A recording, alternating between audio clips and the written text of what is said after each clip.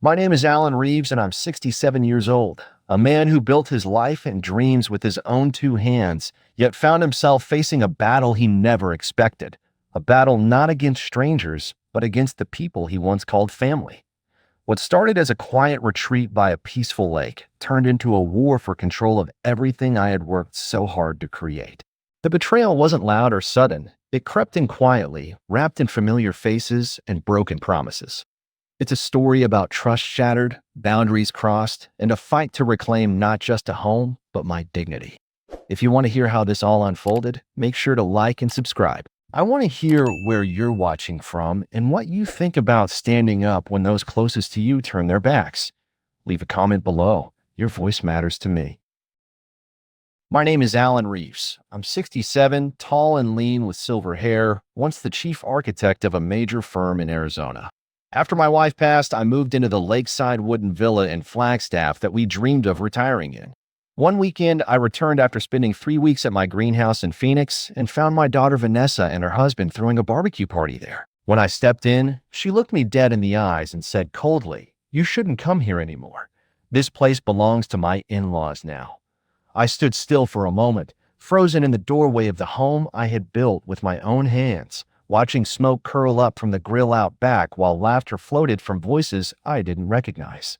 It wasn't just the words that stunned me. It was the way she said them, like this place, my place, had never belonged to me at all. The patio was strung with lights I had never hung. A Bluetooth speaker I'd never seen played pop music that didn't fit the tone of the home Clara and I had created. I walked inside slowly, glancing at the furniture, the artwork, the photographs that were still mine, our wedding photos still above the fireplace, but everything felt slightly off, like a stage set someone had tried to rearrange without understanding the purpose behind it. Vanessa stepped in front of me, blocking my view of the hallway. She had a drink in one hand and a flat, dismissive look on her face. "Dad, this is not a good weekend," she said, as if I were a nosy neighbor rather than her father. "We're entertaining guests." "Please don't make this awkward." "Make this awkward?" I echoed, the shock in my voice not even close to the burning underneath. "This is my home. What the hell are you doing here without even asking?" From the kitchen, Troy, her husband, poked his head out. "Hey, Alan, we didn't know you were coming. We thought you were still down in Phoenix working on your plants." "My greenhouse," I corrected, trying to keep my composure. "I sent you an email last week that I'd be back today." "Must have missed that," Vanessa replied coolly, sipping her drink. "Anyway, we've been here for a few days. We figured you wouldn't mind." "Wouldn't mind?" I repeated. "You brought people into my house, used my things, ate off the plates your mother picked out, and you didn't think to ask if I'd mind?" Vanessa set her glass down. "This place has been sitting empty for weeks. It doesn't make sense for it to go to waste. Besides, Troy's parents are going to be moving in soon. We wanted to get them comfortable with the place." I stared at her. "They need a place to retire," she continued. "It's quiet, beautiful, perfect for them. And honestly, Dad, you don't even spend much time here anymore. You're always in Phoenix." I looked from her to Troy, whose eyes were suddenly very interested in the tile floor. "You think you can just give away my house without even talking to me?" "We didn't give it away," she said. "We're just making decisions that make sense. You're getting older. You don't need all this space." "It's not your decision to make," I said firmly. "I built this house. Every board, every beam, I signed the deed myself. You think just because you don't see me here, it doesn't belong to me anymore?" Troy tried to jump in. "Look, Alan, nobody's trying to disrespect you. We're just thinking about the future, about what's practical." "Practical," I said, the word bitter in my mouth. "Practical is calling your father before you move into his home. Practical is asking before deciding to give it away like a box of junk from the attic." Vanessa crossed her arms. "Dad, don't be dramatic. You weren't using it." "We were. It's just a house." "No," I said, my voice shaking. "It's not just a house. It's the place your mother and I built together. It's the only place I still feel close to her. It's not a spare piece of furniture to be handed down to whoever you find convenient." Vanessa picked up her glass again. "Look, I'm sorry you're upset, but this is happening. Carl and Denise are coming up next week to move in. It's already decided. Not by me, I said. Well, you're going to have to get on board eventually, she replied. They need a place. You don't. You have your greenhouse. You have your own life. I looked around the room again. My wife's painting on the wall, the smell of the cedar she insisted on for the floors, the rug from our trip to Santa Fe. I swallowed the rising heat in my chest and stepped back toward the door. I came here for a quiet weekend, I said. But I can see there's nothing quiet left here. That's probably for the best, Vanessa said as I turned the knob. But the look in her eyes as she told me I wasn't welcome anymore haunted me. Not because it was angry or emotional, but because it was flat, cold, resolved. The next morning, as I stirred a bitter cup of instant coffee and stared out at the dry hills, my phone rang. Vanessa's name lit up on the screen. For a moment, I thought she might be calling to apologize, to ask me to come back, to admit she'd overstepped. But her voice, when I answered, was even more distant than the night before. Hi, Dad. I wanted to get ahead of any confusion before the weekend. I didn't say anything. I let her talk. Troy and I spoke with his parents, and we've agreed to transfer the property to them. The villa, I mean. It'll be under Carl and Denise's name from now on. I blinked, stunned, but she continued before I could speak. It just makes more sense. You're not using it consistently. They need a stable home, and they've been good to us. You've got your greenhouse and your projects, and frankly, the upkeep on a place like that is a lot. They'll take care of it. Vanessa, I said slowly, my voice dry as dust. You can't transfer ownership of something you don't own. It's more complicated than that, she replied, clearly reading from some script she'd prepared. We've already moved most of their things in. They're arriving Friday to settle officially. They'll be full-time residents. You have absolutely no right, I said, louder now. I never signed a thing. That house is still mine. You can't just give it away like a casserole dish. Dad, she snapped, her tone sharp now. We're not doing this. You don't even use it. You're clinging to something that's just space. It's bricks and wood and furniture you barely touch. Mom wouldn't want you living in the past. My breath caught. Don't you dare bring your mother into this, I said, fists tightening around the edge of the kitchen counter. That house was our dream. She spent years picking out every piece of it. That's where she died. That's where I go to feel like she's still with me. Vanessa sighed like she was speaking to a stubborn child. You think I don't miss her? I do. Every day. But that house doesn't bring her back. It just keeps you stuck. Carl and Denise will treat it with respect. They'll make it a home again. I let a beat of silence hang in the air before answering. It already was a home. You're just rewriting the ending because you think you're entitled to the last chapter. We're not having this argument, she said flatly. This is happening. They're moving in Friday. We'll change the utilities and get the deed paperwork handled next week. Try it, I said, my voice cold and low. Try to file fraudulent paperwork on a property that's still legally mine. See how far you get. She was quiet for a second, and when she spoke again, her tone had a sharper edge. You're being childish. You could make this easy. Let us handle the details, and you can walk away with peace. Or you can drag this out and force everyone to pick sides. You already picked, I said. When you walked into my home and decided to hand it to people I barely know, you picked your side. We're done here, she said, and the line went dead. I stared at the phone in my hand for a long time before setting it down. I wasn't angry in the way most people get angry. I wasn't pacing or throwing anything. I was something slower, colder, like ice forming across a lake. I had spent my whole life being the steady one, the builder, the planner, the one who never raised his voice unless someone's life was in danger. But that conversation had hit something different. Not because of the legality of what she was trying to do. She would lose that battle. I knew it. She knew it. But because of the audacity, the casual way she dismissed decades of effort, of love, of memory, as if I were already gone, as if my worth had expired with my usefulness. I called my attorney, Daryl Milton, before the hour struck 10. "We need to talk," I said. "Now." By 1 that afternoon, I was sitting in his office overlooking a dry stretch of desert behind a row of palm trees. I laid out every detail, from the surprise barbecue takeover to the phone call that morning. Daryl listened, taking notes, occasionally pausing to clarify timelines. "Did you ever give her power of attorney?" he asked. "Never," I said. "Did you ever co-sign any documents regarding the villa with her or Troy?" "No. It's under my name alone. It always has been." "Then legally, they're blowing smoke," he said. "But if they've started shifting utilities or moving people in, we may need to act fast. Once someone starts establishing residence, it gets complicated.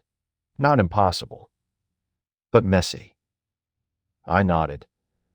"They think I'm going to let this slide, that I'll walk away because I'm tired or old or too sentimental." I'd raised her better than that, or so I thought. But maybe that was the real problem. Maybe I'd raised her to expect too much and question too little. I parked the truck, got inside, poured a glass of water I didn't want, and sat down at the dining table with the folder Daryl gave me. It wasn't thick, just a few printed templates and instructions on how to reinforce my existing deed. The key was speed and documentation. I didn't just need to be right. I needed proof I was right, in the exact way the law demanded. I called the county recorder's office first thing the next morning, requested a certified copy of the deed, and asked for instructions to file a supplemental affidavit of ownership. They said they'd email the forms. I told them I'd be in person the moment they opened. After that, I began logging everything: text messages, call histories, the time-stamped email I'd sent Vanessa the week prior stating I'd be back that Friday. I even took a screenshot of the weather report the day I drove up, just in case. I didn't know what kind of tricks they'd try to pull, but I wasn't going to be blindsided. That afternoon, I walked into a hardware store in town and bought a compact motion-activated camera system, just 4 small devices with a basic app for monitoring. I didn't have access to the villa at the moment, but I'd be ready when I did. I also stopped by a supply shop that sold lockboxes, hidden safes, and basic home automation tools. The man behind the counter raised an eyebrow. "Building a panic room?" he joked. "Something like that," I replied. On my way out, I called Liam. My nephew had been a robotics engineer for years and recently shifted into smart home integrations. He was the one family member who hadn't taken anything from me. When Clara died, he was the one who drove up every weekend for 3 months just to help me repaint the house and keep me talking. "You up for something a little strategic?" I asked him. "What do you need?" he said without hesitation. I explained the situation, not just the legal mess, but the emotional rock behind it, how Vanessa and Troy had already moved furniture into the villa and were now preparing to install his parents like kings on stolen land. "I want to make it clear that trespassing has consequences," I said. "But I want it to be smart, not angry, not illegal, just enough to make them question every inch of what they think they control." "You want a system," he said. "An invisible wall made of nerves and logic. I can do that." "How soon can you get here?" "Give me 2 days," he replied, "and I'll bring tools." I spent the rest of that evening drafting a timeline, going back through all my emails and saved documents. I wrote out everything from the day Clara and I bought the land to the last time I had dinner alone on the porch, listening to the lake. I wasn't doing it for sentiment. I was doing it to remember what this place had cost me. The sleepless nights in the early 90s when we couldn't afford help, so I laid flooring myself on bleeding knees. The winter storms that almost ruined the structure before the roof was finished. The arguments with Clara over curtain patterns and wood stains that we always settled with laughter. This wasn't just a structure. It was a memoir. And someone was trying to rewrite the ending without the author's permission. On Thursday morning, I returned to the recorder's office with everything filled out. The clerk, a woman named Evelyn who looked like she'd been dealing with irritated men all her life, took one look at the packet and said, "Planning a fight?" "No," I said. "I'm planning a defense." She smiled without asking questions and stamped the pages. I left with official county seals on everything, confirmation numbers, and peace of mind. Legally, they were locked out. But emotionally, I knew that wouldn't stop them. Entitled people don't retreat because of signatures. They retreat because reality shoves back. That night, Liam called to say he was halfway there. He packed enough gear to rewire a mansion and asked if I had power and Wi-Fi still active at the villa. I shut off nothing, I said. They wanted to pretend it was theirs, so they're paying the bills, for now. Perfect, he said. They'll power their own reckoning. As I hung up, I received a text from Vanessa. It read simply, "We need to talk." I didn't answer. Then another followed a few minutes later. Please don't make this harder than it has to be. Carl and Denise are really excited. Don't ruin this. I read that message over and over. The phrasing was deliberate. Don't ruin this. As if I was the villain for not surrendering my home to strangers. As if I was breaking something they were entitled to enjoy. I didn't respond to that message either. I saved it, screenshotted it, and filed it in a folder labeled Intent. Friday morning came with the kind of clear blue sky that usually made me want to be near the lake, trimming hedges or staining wood or listening to ducks land. But now it felt like a countdown. Liam arrived around noon with a beat-up Subaru full of black cases, wires, batteries, mounts, speakers, a projector, and half a dozen gadgets I didn't recognize. He looked tired but focused. "Let's build your fortress," he said. We drove up to the villa together without entering. Instead, we walked the perimeter, checking window access points, eaves, power boxes. He sketched a quick plan in a small leather notebook and started talking through the tech. But I knew better now. I knew what they were trying to make it into. Inside those walls were my memories, my late night sanding floorboards, my quiet mornings with Clara on the porch, her laugh echoing off the beams, and now boxes belonging to strangers. The Harper family was scheduled to arrive Sunday afternoon, and I wasn't going to stop them with shouting or threats. I'd learned long ago that the best victories were silent. Liam sipped his coffee and said, "We can do the whole thing today. Install, program, test. You sure you're ready for this?" I nodded. It's time they learn what it feels like to be unwelcome in someone else's space. We waited until noon when Vanessa and Troy left the property in their SUV. A quick check on the tablet confirmed what Liam had already predicted. They hadn't set up any security system of their own. Arrogance rarely needed locks. We gave it 10 more minutes, then moved in.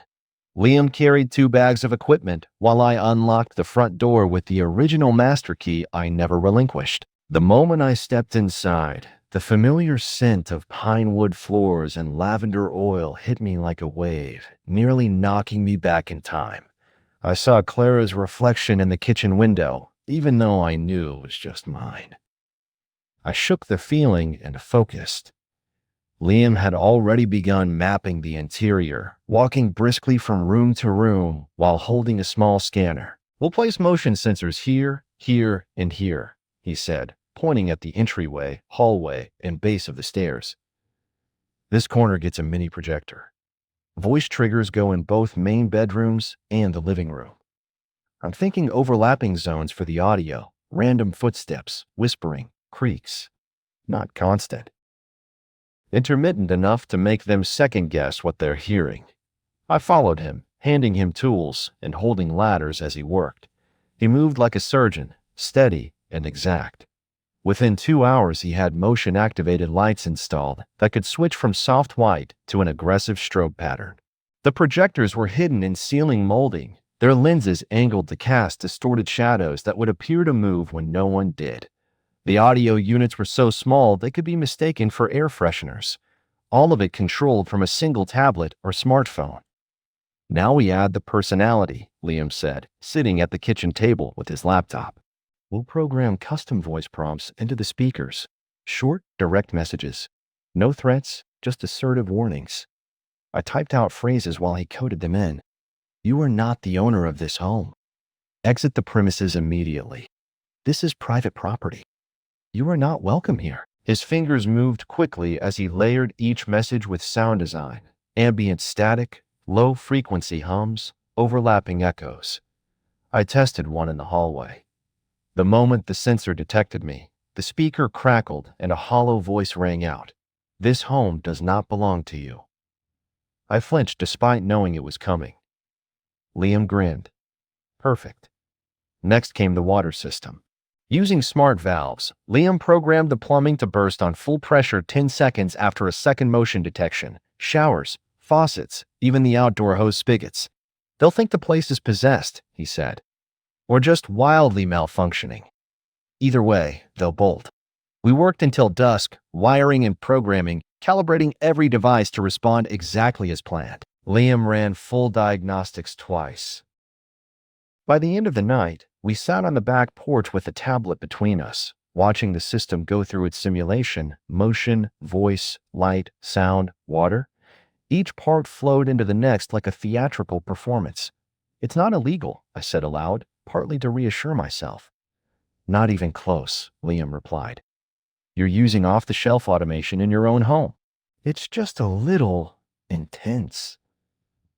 "So was their assumption they could take everything I built?" I muttered. We left the villa untouched in appearance. No sign of entry, no visible change, just a home lying in wait for a rude awakening. On the drive back to Prescott, Liam was already planning upgrades in case we needed them. "We can install remote door locks next week if this doesn't work," he said. "Or add scent triggers. People underestimate the power of smell." I shook my head. "Let's see how they handle round one." It looked warm and familiar from the outside, but it was built to reject anything foreign to its memory. Liam had done more than deliver technology. He had resurrected the walls with intent. By the time the sun broke through the blinds and lit up the edge of the room, I was already out of bed and scrolling through the live feed from the installed cameras. The living room stood quiet. The kitchen gleamed with the same ceramic tile Clara had insisted on. The upstairs hallway remained empty, waiting for the first careless footstep. Nothing had been triggered yet, but everything was armed and ready. Liam arrived around 7 a.m. to run one final calibration. We sat side by side in my truck parked just down the road from the villa, both staring at the tablet that showed all 8 camera feeds and system controls. "Water valve synced?" I asked. "Timed with motion delay," he replied. 10 seconds after activation, they'll blast at full pressure for 90 seconds, reset, and repeat as long as movement continues. Sound system? Intermittent voice playback, randomized footsteps, window creaks, and hallway whispers. Nothing on a loop. Everything reactive. Lights? Staggered flash pattern escalating to strobe after third movement trigger.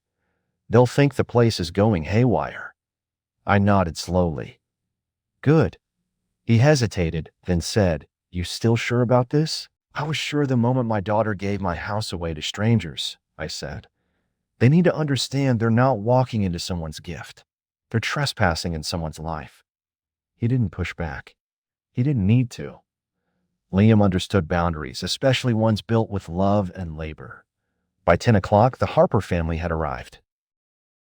Through the cameras, I saw the blue Chrysler minivan creep up the driveway with all the confident entitlement of a family showing up for a vacation they didn't book.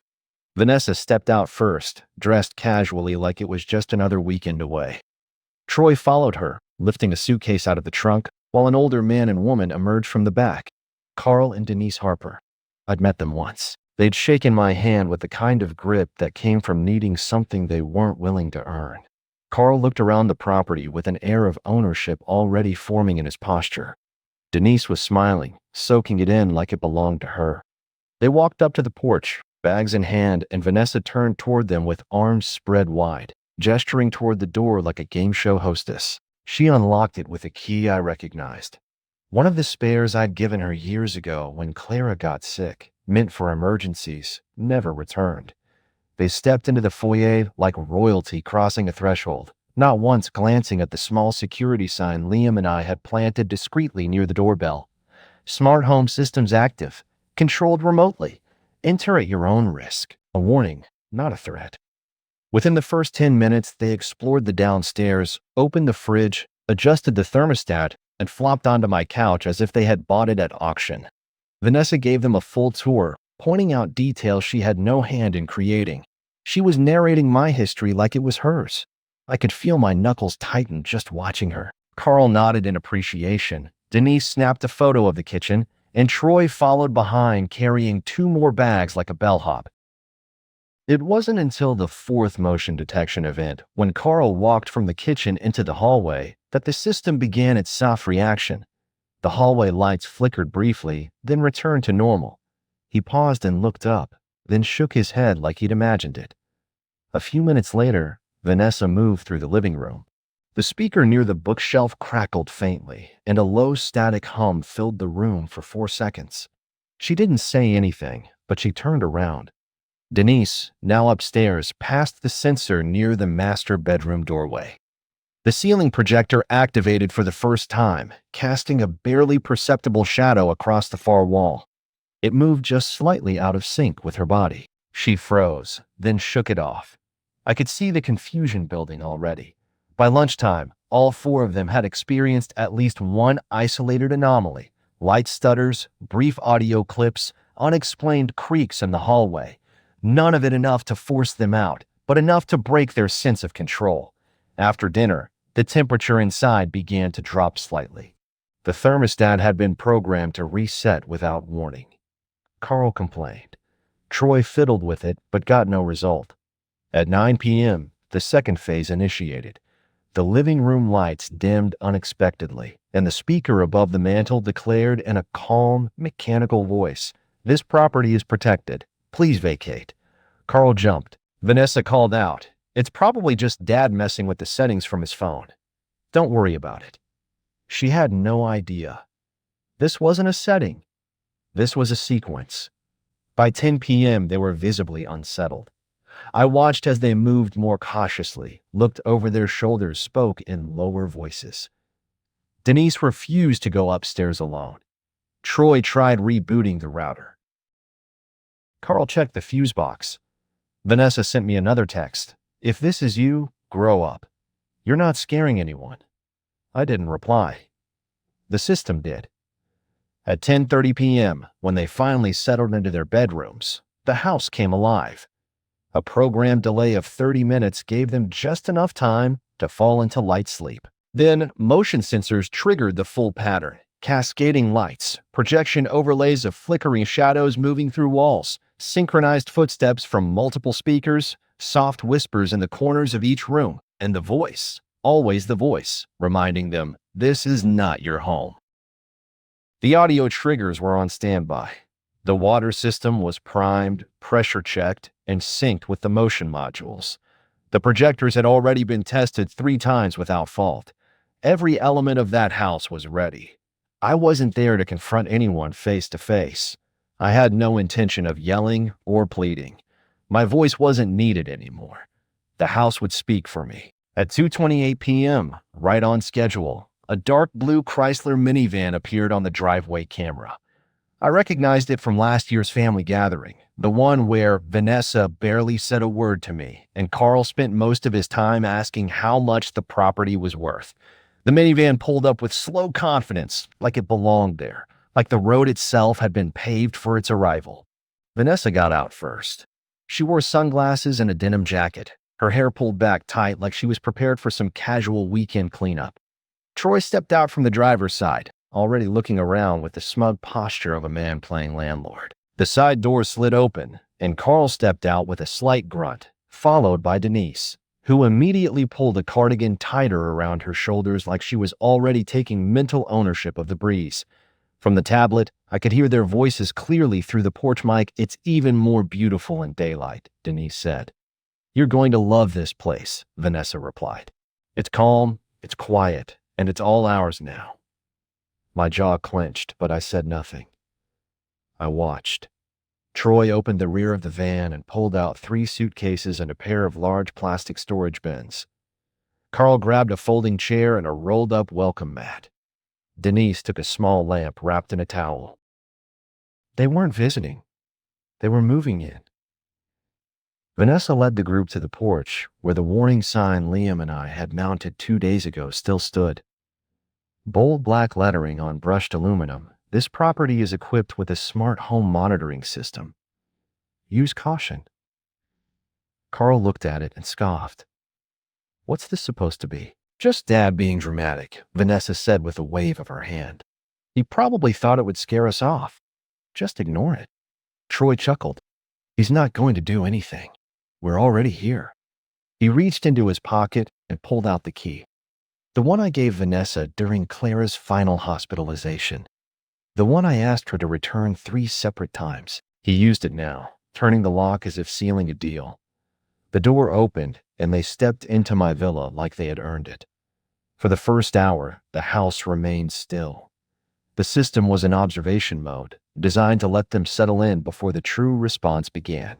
They moved freely. Carl picked the armchair nearest the fireplace. Denise unpacked a few kitchen items. Vanessa plugged in her laptop and started flipping through emails, and Troy began dragging one of the bins toward the master bedroom.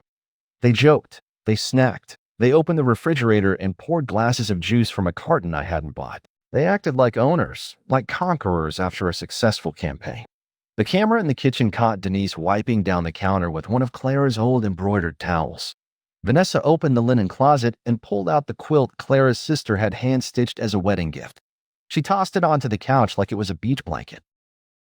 By 5 p.m., the motion sensors had recorded 18 distinct pathway combinations, enough to signal that the house was now occupied without permission.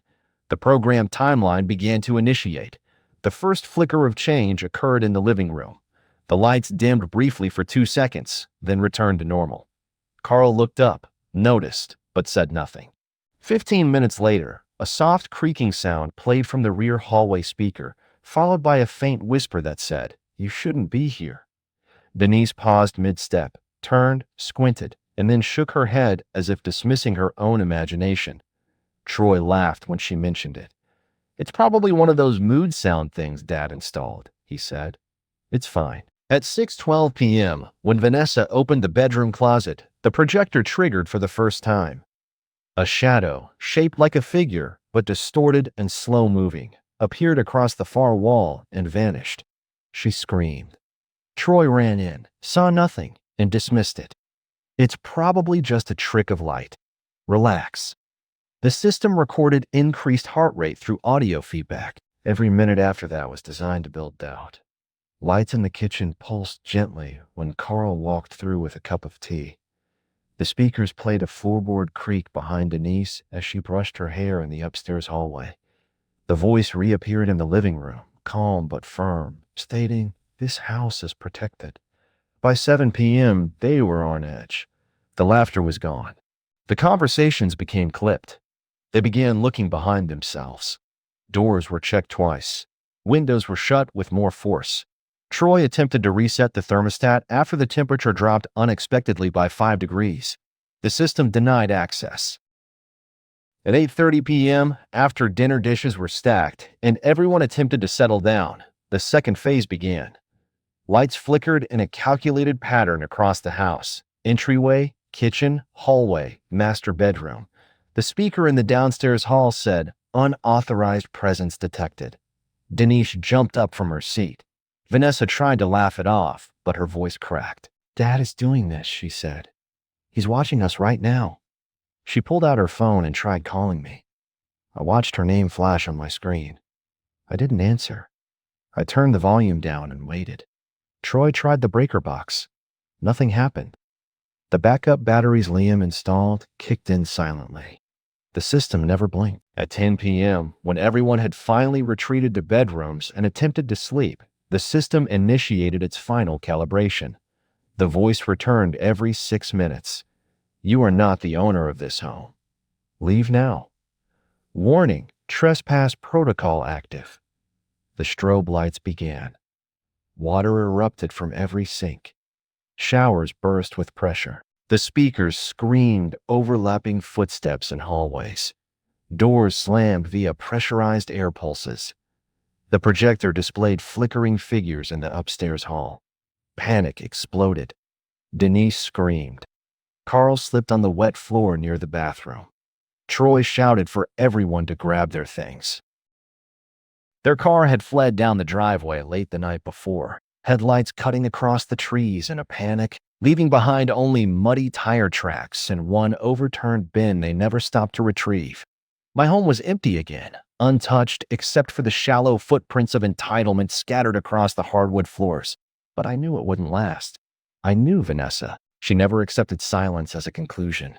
She needed control, and control demands confrontation. Sure enough, just before noon, a familiar blue sedan appeared in the camera feed, pulling into the driveway with slow, deliberate hesitation. Vanessa stepped out alone.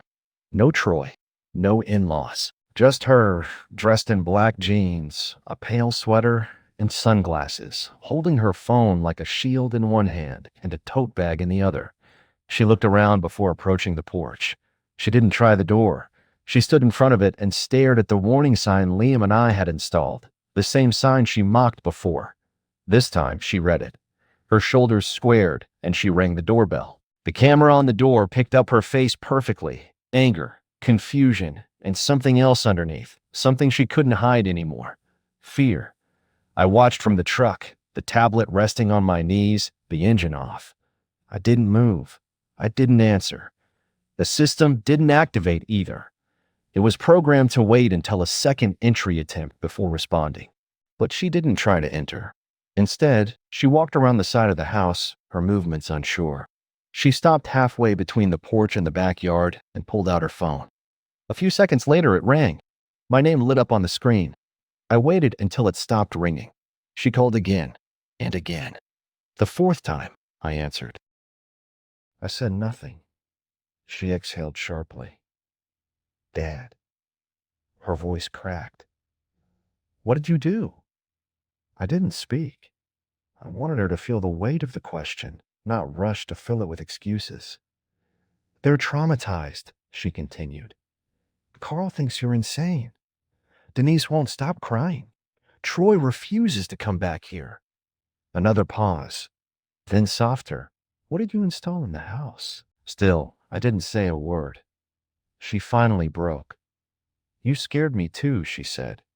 Last night I thought, her voice faded. I thought I saw Mom. That was the only moment I nearly spoke. But I held my tongue.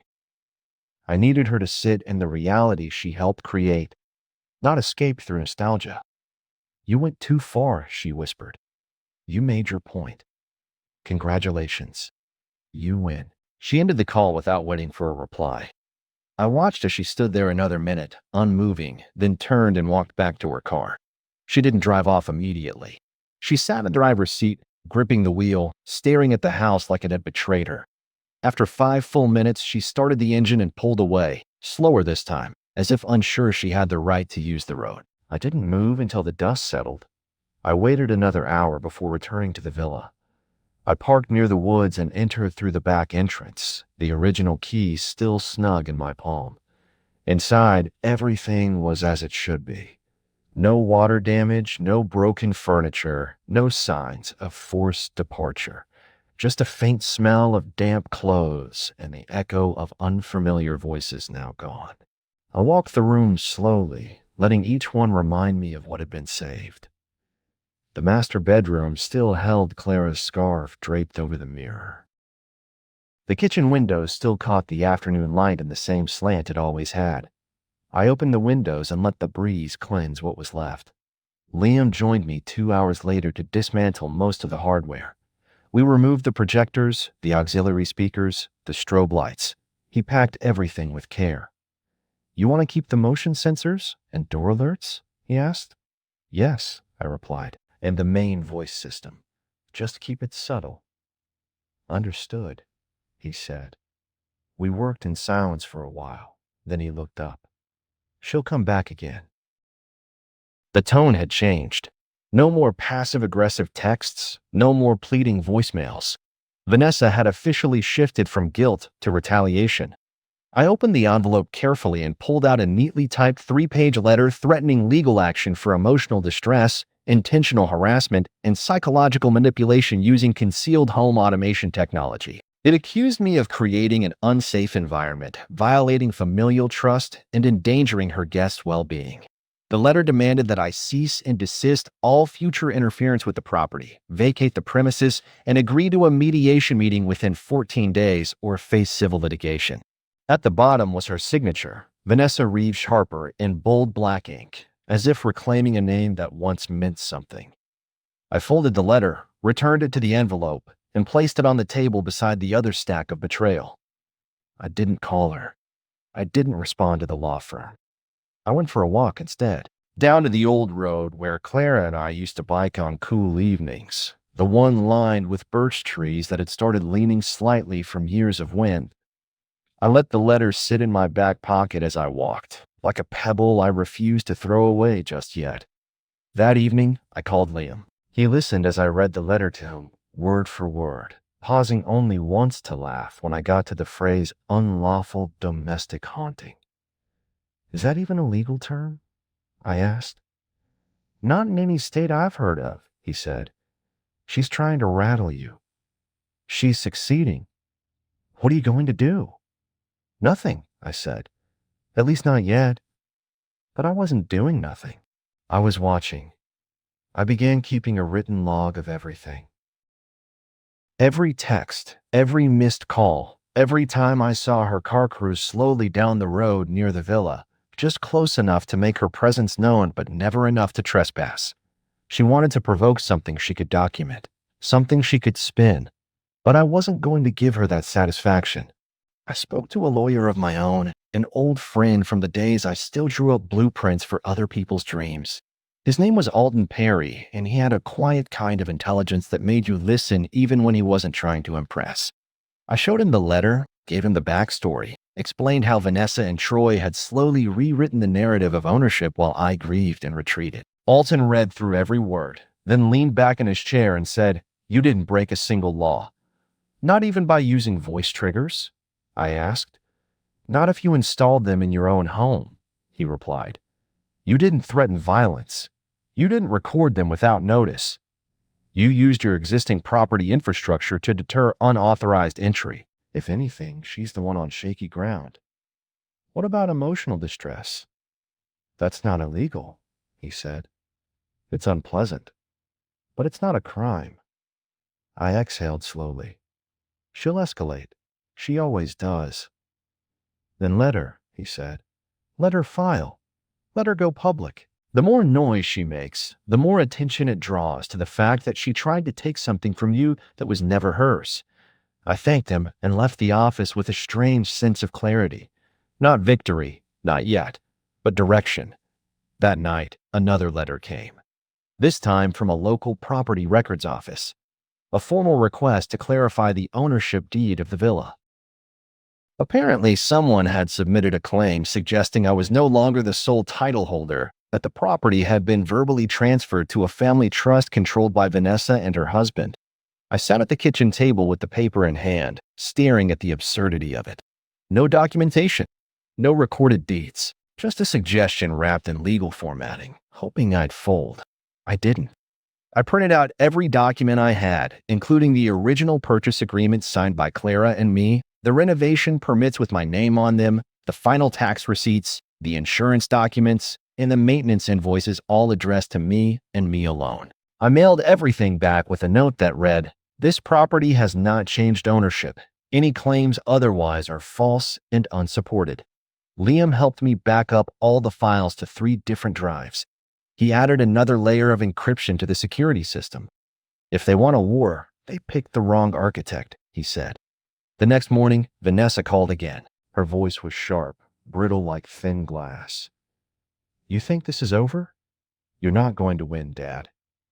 "I'm not trying to win," I said. "I'm just not letting you steal." She scoffed. "You can't scare me with your little haunted house anymore.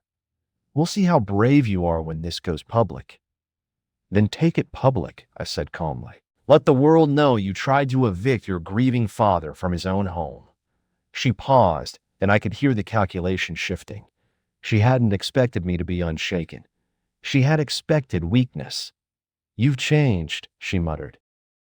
Attached were 2 PDF files and a message that read, "Your daughter's plan wasn't just about the villa. She's in deep.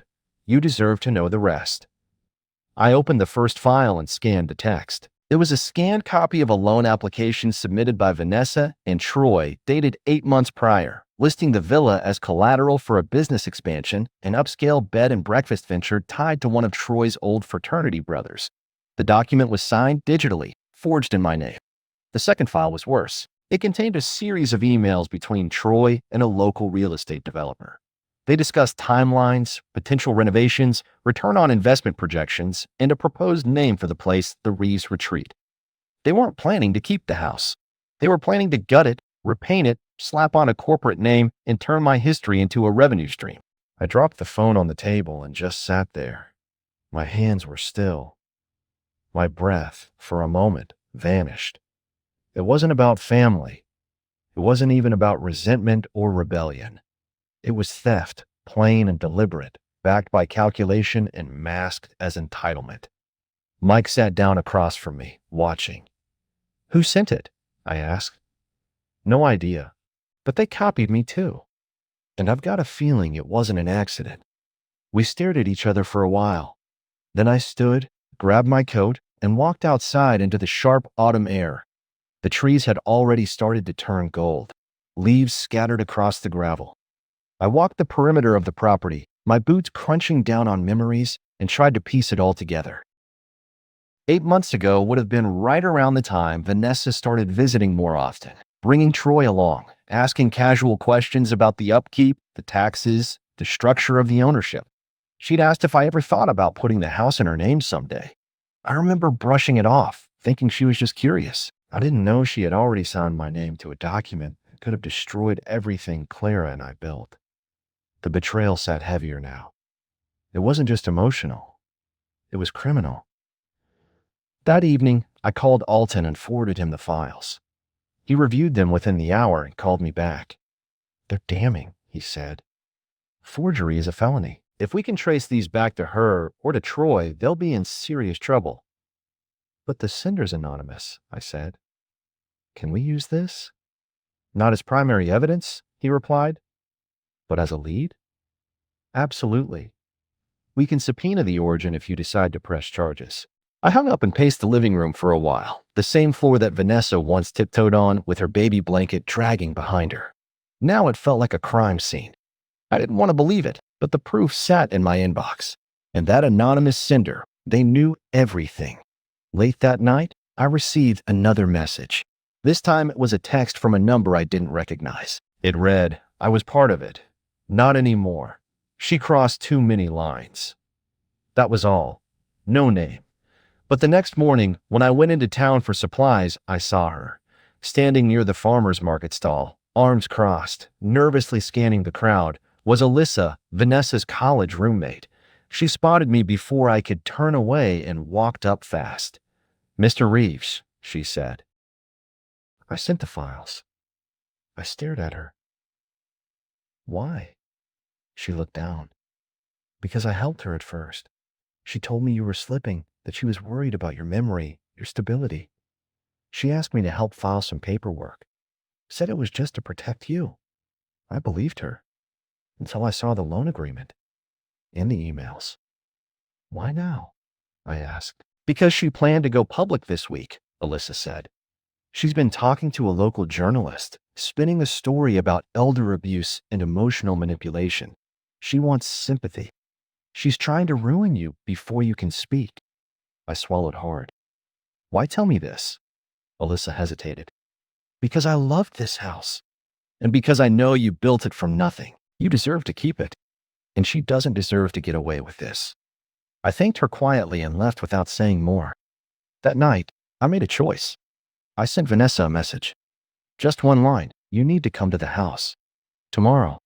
Noon. Alone." She replied 15 minutes later with, "Why?"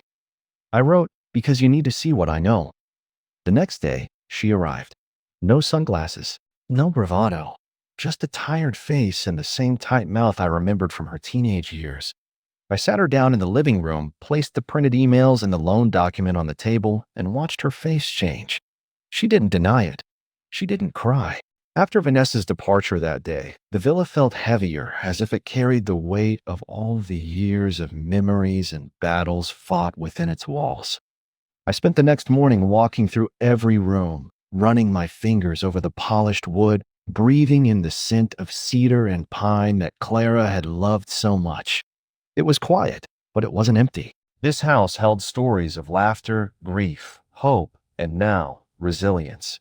I sat on the porch where Clara and I used to watch the sun rise over the lake, the gentle ripples reflecting the golden light back into my tired eyes.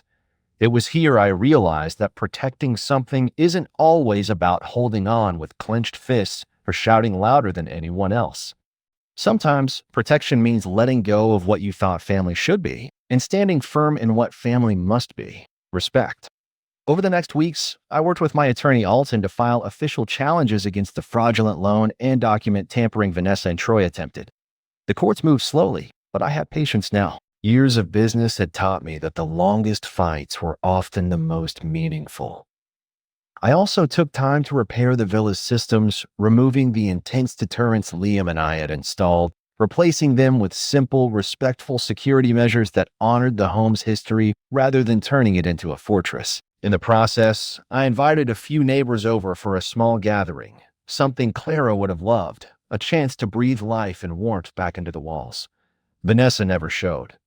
I heard later from Alyssa that she had left town, likely to avoid the fallout of her choices. That brought a bittersweet sense of closure. I wasn't naive enough to think the wounds would heal overnight or that forgiveness would come easily, but I was ready to move forward without bitterness. One afternoon, while sitting in the study surrounded by old photographs, I found a letter Clara had written to me before she passed. It spoke about love and strength, about patience and boundaries, and about the courage to say no when it's necessary. I realized then that the greatest gift she left me wasn't the villa or the life we built, but the reminder that love doesn't mean surrender. It means respect, kindness, and the strength to protect yourself and those you care about. The villa stood as a testament not only to our past, but to the future I still hope to build, a future where my worth was measured not by what others took from me, but by what I held onto with dignity. As I looked out over the lake, the sun casting long shadows across the water, I felt a peace that no threat or betrayal could take away. This was my home.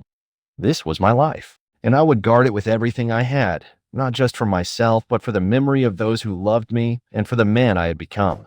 If you like this story, please like the video, subscribe to the channel, and share your thoughts in the comments. Let us know where you're watching from and what you think about standing up for yourself when those closest to you turn their backs. Remember, protecting your boundaries is an act of love, not weakness. The end. If you enjoyed hearing my story, please take a moment to like and subscribe to the channel. I'd love to know what you think about everything that happened. Did I do the right thing standing up for what was mine? And I'm curious, where are you watching from? Drop a comment below and share your thoughts.